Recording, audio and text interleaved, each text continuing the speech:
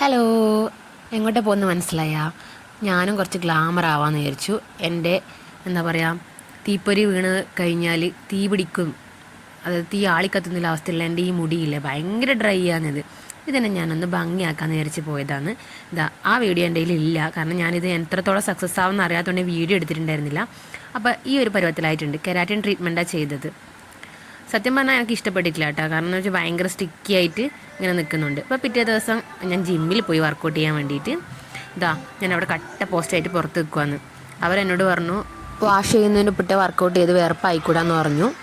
അപ്പോൾ തിരിച്ച് വീട്ടിലേക്ക് പോവാന്ന്. ഇപ്പം എങ്ങനെയുണ്ട് എൻ്റെ ഹെയർ? എനിക്ക് തോന്നുന്നത് എനിക്കിത് ചേരുന്നില്ല എന്നാണ്. പക്ഷെ ബാക്ക് നില കാണുമ്പോൾ നല്ല രസമുണ്ട്.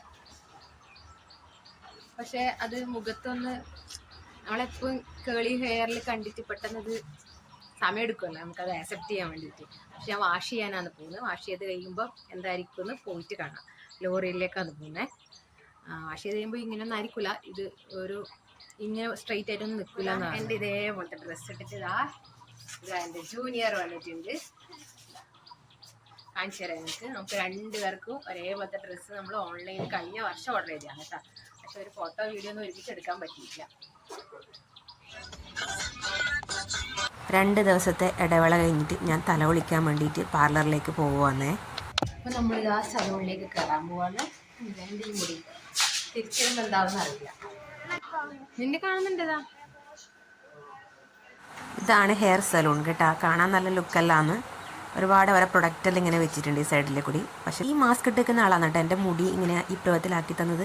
പക്ഷേ ഇന്ന് എനിക്കൊന്ന് അവിടെ പഠിക്കുന്ന ഒരു പെൺകുട്ടിയാണ് എനിക്ക് മുടി എന്താ ചെയ്യുന്നത് വെച്ച് കഴിഞ്ഞാൽ ഇവർ ഹീറ്റ് കൊടുക്കുകയെന്നാണ് പറഞ്ഞത്. ഹീറ്റ് കൊടുത്തിട്ട് അതിന് ശേഷം മാത്രമാണ് ഒന്ന് വാഷ് ചെയ്യുകയെന്നാണ് പറഞ്ഞത്. ഇതാണ് കേട്ടോ പാർലറിൻ്റെ ഒരു ലുക്ക്. പാർലർ എന്ന് പറഞ്ഞൂട്ടോ, സലൂൺ. പക്ഷേ എനിക്കുണ്ടല്ലോ എൻ്റെ ആ മെയിനായ ആൾ ചെയ്യാത്തതുകൊണ്ടൊരു വിഷമമുണ്ട്. കാരണം ഇവൾ ചെയ്തപ്പോൾ എനിക്കൊരു സന്തോഷമൊന്നും വന്നിട്ടില്ല.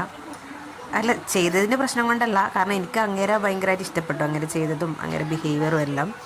പക്ഷേ ഇവളും ചെയ്യുന്നുണ്ട്, പക്ഷെ അത്ര സ്പീഡൊന്നുമില്ല. കണ്ട, ഇതൊക്കെ ലോറിയലിൻ്റെ പ്രൊഡക്റ്റാണ് കേട്ടോ. നല്ല റേറ്റാണ്. അവിടെ നിന്നൊന്നും പ്രൊഡക്റ്റ് വാങ്ങിക്കാൻ പറ്റില്ല. അപ്പോൾ അതാ അവൾ ഹീറ്റ് കൊടുത്തു കഴിഞ്ഞ് ശേഷം എൻ്റെ മെയിൻ ആൾ വന്നിട്ടുണ്ട്. എൻ്റെ മുടീനെ കുളിപ്പിക്കുക വന്നിട്ടാ. അപ്പോൾ എനിക്ക് സമാധാനമായി, നല്ല ആശ്വാസമായി ഇങ്ങനെ വന്നപ്പം.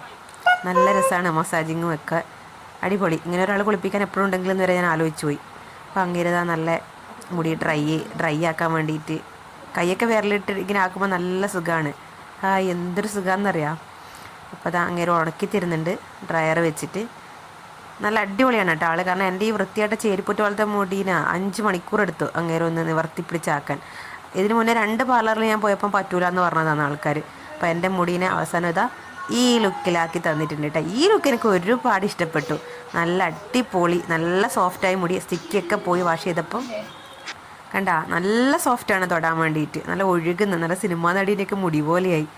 ഭയങ്കരമായി സന്തോഷമായിട്ടാ. അപ്പം എന്താ പറയുക, മുടി കിട്ടിയതിൻ്റെ സന്തോഷത്തിൽ ഒരുപാട് ഫോട്ടോസും വീഡിയോ ഒക്കെ പിന്നെ എടുക്കണ്ടേ. അപ്പോൾ ഇത് ഓരോരോ ക്ലിക്ക് എടുത്തിട്ടുണ്ട് ഞാൻ. അപ്പോൾ എൻ്റെ വീഡിയോയും എൻ്റെ മുടിയും ഒക്കെ ഇഷ്ടപ്പെട്ട് കഴിഞ്ഞാൽ എന്നെ സബ്സ്ക്രൈബ് ചെയ്യാനും ഫോളോ ചെയ്യാനും മറക്കാൻ പാടില്ല കേട്ടോ.